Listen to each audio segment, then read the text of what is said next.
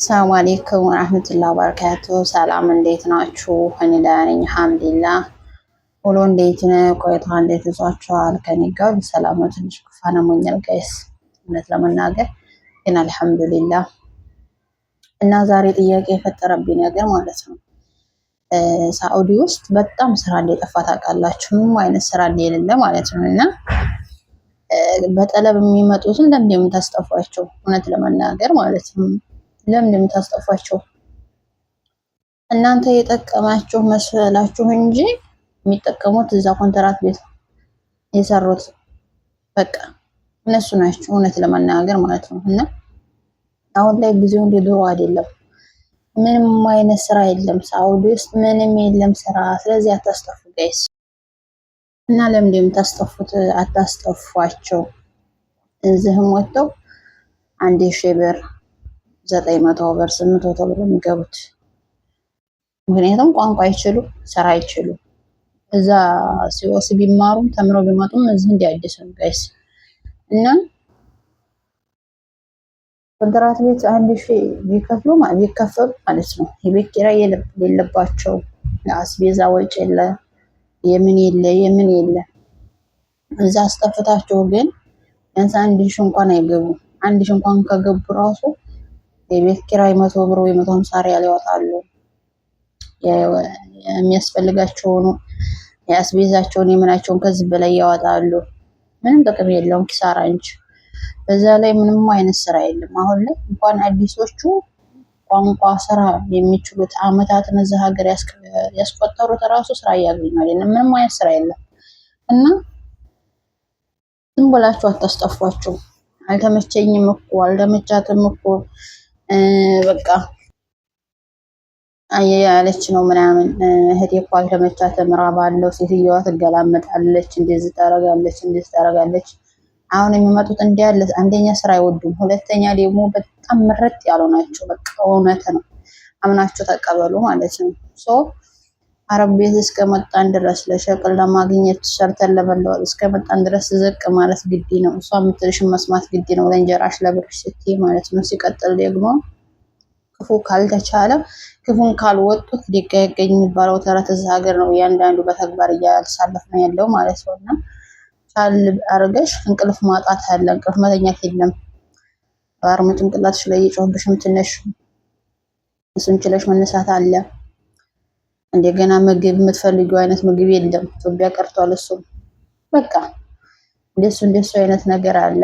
እንደፈልሻት ለብሽ የሚስራ ልብስ ነው በቃ እንደሱ አይነቱ ነገር እዛ ቀርቷል። እዛ ሀገር ላይ ምንም አይነት ሁኔታ የለም። ምንም አይነት ሰው ቤት ነው ያለሽው፣ ሰዎቹ እንደሚፈልጉ ነው የምትኖሪው። ህጋዊም ሆንሽ ህገወጥም ሆንሽ እንዳውም ኮንትራት ላይ ስትራርጎ ነው የሚያስቀምጠው ብርሽን ማለት ነው። ሌላ ነገር አይደለም። ኮንትራት የመጣች ሴት ያለች ሴት እኮ ስትር ብላ ነው የምትኖረው ምናምን። እሱ በውጭም ያለችው ስትር ብላ ነው የምትኖረው አንዳንዶቹ በስተቀር ማለት ነው። እና በዚህ በመውጣትና ኮንትራት በመኖር አይደለም። ግን ለብር ኮንትራት ቤት መስራት ምንም ያክል ነገር የለም፣ ለብር ለለውጥ ማለት ነው። እና አንደኛ እዛ ቋሚ ነው ስራው። እዛው ወር 2 ወር አሰርተው ያስወጡሻል፣ ወይ 15 ቀን 10 ቀን አሰርተው ያስወጡሻል። ድጋሚ ሌላ ስራ ለመጠበቅ ደግሞ 2 ወር 3 ወር ተቀመጫለሽ። በዛ ሰዓት የሰራሽውን ብር ራሱ አይበቃሽም። 1 ወር 2 ወር ሰርተሽ ያወጣሽው ብር አይበቃሽም በቃ። ዛሬ የሆነ ነገር ቢጎድልሽ እንኳን ከሰው አውስኝ አበድር የምትልበት ቦታ ላይ አይደለሽም። ማንም ሰው ሁሉም በራሱ ሀጃ ተጠምዷል። እና አትጥፉ፣ አታስጠፏቸው። አሁን በፊት ላይ በቃ ድሮ ቢሆን ኦኬ ደሞዙም ደህና ነው። ከአንድ ቦታ ቢወጡ ሌላ ቦታ ቀን በቀን ይገባሉ። ዛሬ ብትወጣ ከሌላ ስራ ነገ ትገባለች። አሁን ላይ ያ ጊዜ የለም። ቢያንስ በ3 ወር በ4 ወር እኔ የማውቃቸው ልጆች ራሱ አመት የሞላቸው ልጆች አሉ ቤት ተቀምጠው አመት ስራ ተወስለሽ አግኝተው ወይ ምን መሰለሽ አንድ አመት የተቀመጡ አንድ ሰው 2 ሰው ምናምን አይደለም። እነሱ ስለሚመርጡ ነው፣ ስራ ስለማይፈልጉ ነው ምናምን ነገር ልትሉ ትችላላችሁ። ግን አይደለም። ስራው ይመጣል፣ ያወራሉ፣ ያናገራሉ። በዚህ ቀን ይበሉና ቀጣጠሩና ረጅት ጋር በዛ ቀን ሳደው ትቀራለች። አንዱ ምክንያት እሱ ነው። ሁለተኛው ምክንያት ደግሞ አይገፋም ስራው ማለት ነው። እና በቃ ዝም ብሎ ጊዜ ማቃጠል ነው። ጊዜ ከማቃጠል እንደዚህ ከመሆን እዛው በአንዴ ሰርቶ ራስን መቀየር ይሻላል። አንደኛ ህጋዊ ነሽ። እድሳት እነሱ ናቸው የሚያድሱት። የከፊል የለብሽ፣ የእድሳት የለብሽም። በውጭ እኮ የምንሰራው ቢያንስ እድሳት በአመት እንኳን ወደ 4000 ብር አለብን። 3000 ምናምን ብር ማለት ነው። በቃ 4000 ብር 4000 ሪያል በአንድ አመት ማለት ነው። የከፊልም የመንግስት ተብሎ ካልተሰራ ከየት ነው የሚገኘው? ህገወጥ ስትሆኒ ዛሬ መጣብኝ ፖሊስ፣ ነገ ሾርጣ መጣ፣ ዛሬ መጣ እያልሽ የተጨነቅሽ የተሳቀቅሽ ምሰሪው አይኔስ መዲያም ቤት ነኝ የት ያገኘኛል እያላችሁ ምትሞክሩም አላችሁ። እሱ ሀቢብቲ ርዝቅሽ ስላላለቀ ነው እንጂ በየአረብ ቤቱ ነው ሲፈትሹ የሚቆዩት። በተለይ መካና አካባቢዋን ከሆናችሁ በተለይ የሀጅ ሰዓት ከሆነ ማለት ነው። እና ርዝቅ ስላላለቀ ነው። አማርኛው ራሱ ጠፋብኝ ነው እንዴ? እና አትጥፉ፣ አታስጠፏቸው። ቢያንስ እነሱ እንኳን ከኛ ይሻሉ። ቢያንስ የምር እዛው ሰርቶ ያገኙ። እኛ የሰራነው እናገኛለን፣ እንሰራለን፣ እናገኛለን፣ እዚሁ ይጠፋል። ምክንያቱም እኛ ስንኖር ነው ሁሉም ነገር የሚኖረው ወይም ሌላው ነገር የሚኖረው። ካልሆነ ከባድ ነው። እና ጋይስ ከኮንትራት ይመጣሉ፣ ከኢትዮጵያ ቀጥታ ኮንትራት ይመጣሉ። ከኮንትራት ቤት ከአየር መንገድ የምታስጠፉ ያላችሁ፣ ከአሰሪዋ ቤት የምታስጠፉ ያላችሁ፣ በጣም በብዙ አይነት መንገድ የምታስጠፉ ያላችሁ እና እባካችሁ አትጉዷቸው። የምር የጠቀምኩ መስሏችሁ እየጎዳችኋቸው ነው። ነገ ጧት ብትያዝ ድጋሚ እንችል ነው የምጠይቁ ወይ ድጋሚ ራሷን ነው የምትጎዳው። እና ይሄን ይመስላል ጋይስ። ይበቃል። እኔ ብዙ ሪካርድ ማድረግ አልወድም። በቃ ቢያንስ ከ10 ደቂቃ በላይ ከሆነ የሆነ ይጨንቀኛል ጋይስ። እና ስራ ለሌላችሁ አላህ ሌላ ስራ ይስጣችሁ። አላህ ሌላ ርዝቅ ይስጣችሁ። ዱዓ አድርጉ። እና በዚሁ አጋጣሚ ደግሞ የጉንፋን መድኃኒት ንገሩኝ እሺ። በጣም አሁን ላይ ሙቀቱም ኃይል አድርጓል። አቧራውም አቧራ ነው ጋይስ። ምን እንደምላችሁ አላቅም። ፍንፍን ነው ያደረገኝ። እኔ ደግሞ ጉንፋን ሲይዘኝ በቃ የማነው ሲይዘኝ ስራ መስራት አልችልም። እችልም ስላችሁ እንደዚህ 2-3 አይነት ስራ መስራት አይችልም። በቃ የሆነ ፈርድ የሆነ አስፈላጊ የሆነውን ስራ መስራት የምችለው እና ራሴን ግጥም ማርጎ ራሴን ያመኛል ማለት ነው። አይ